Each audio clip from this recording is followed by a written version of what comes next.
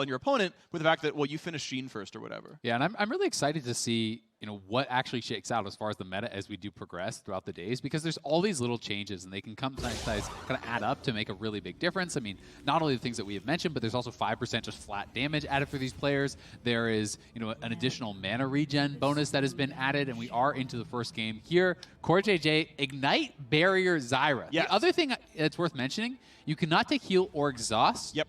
Those two are kind of denied to stop more of the defensive strategies as CoreJJ just barrier. Okay, there's summoner spell cooldown reduction, so yeah, you get like half off roughly. It'll be up faster. It'll be up in time, you hope. But yeah, Zyra versus Gragas, you can see they're both level 3 already. You can see the various bans they put out here as well. But it's clearly like an all-in, right? It's double Doran's Ring, AP Gragas. Yeah.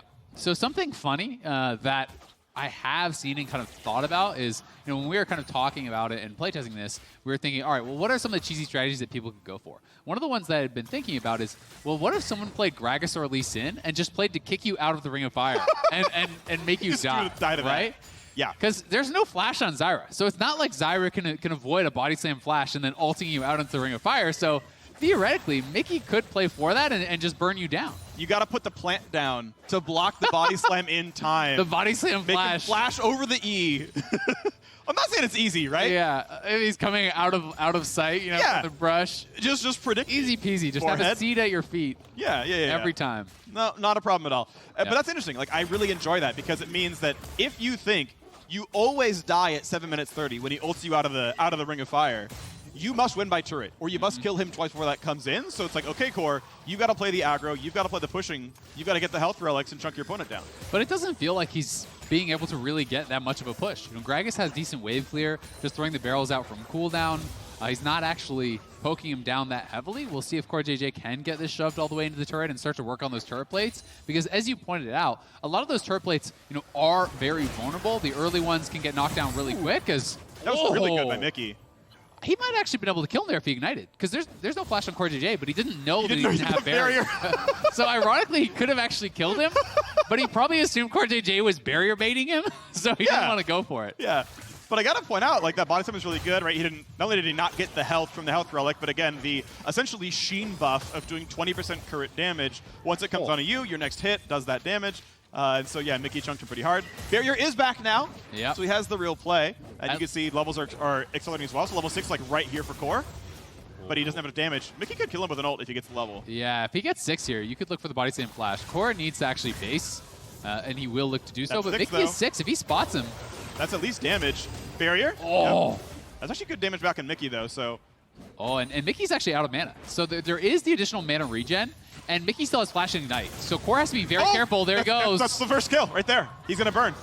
All right. So 400 gold. First blood comes in. Clear the wave. Baron recall. Yeah, he'll get the Baron recall on that first kill so he can go back to base. He's actually going to stick around and try to push this out with his low mana. Again, you do have more mana regen. So, he is sitting in a pretty good spot. And I think Mikyx is so poised to actually be able to take this. Yeah. He is really looking like he's in a good position. Look at the build. Yeah, it's the right call. I think it's for sure the right call. You're not going to finish a good Banshee's Valentine, I don't think. So. Yeah, makes sense. But is it the right call to play defensive when you're already losing? I think it's the right call to, if you're playing, again, to like try to siege and win. Yeah. It's like, well, next all-in, I lose the game if he kills me. So yeah. I need to be able to push the wave enough. I don't know. Like, I see your point. Tough, right? Because it's almost like you're playing not to lose instead of playing to win. Because you also have to remember you're getting so much gold from the minions. He cleared that wave. He got something like 316 gold, I believe, was what I saw pop up. Yeah. When you are behind, you get even more gold from those cannon minions, which are already an inflated amount of gold. So generally, by the time the Ring of Fire actually comes out, you'll be level 11 or level 12. And you have an item or an item and a half. So you could still try to play the long game, spend your mana, shove out the wave, and reset and try to look for something. Because CoreJJ's best chance, really, now, to me, is trying to win in the Ring of Fire. And to do that, you have to have the best possible items at that time. And I don't know that Hex Trigger is that. It might not be. Ooh, cannon missed right there by Core. Yeah, that's a lot of gold. Yeah, it is. That's can be a couple hundred gold. Yeah, based on basically comeback the gold on differences. cannons. Yeah. All right, well, Mikyx gonna like play around his cooldowns. He wants to know that he's like there at the right time, and yeah, you can see Core doesn't even walk in for the Sheen buff. Just like lets the heal go through, back onto the turret. But yeah, Core's not getting a lot of turret damage down right now. Yeah, he's really not getting any. I mean, he's too scared to actually approach. And that's one of the problems. Oh, he's gonna get knocked in his turret. Good root, still a body slam, still ignite. A lot of damage there. Core's gonna barely stay alive, but next wave of cooldowns could kill. Yeah, he has no flash. He's got the ignite, but Mikyx can just corral him.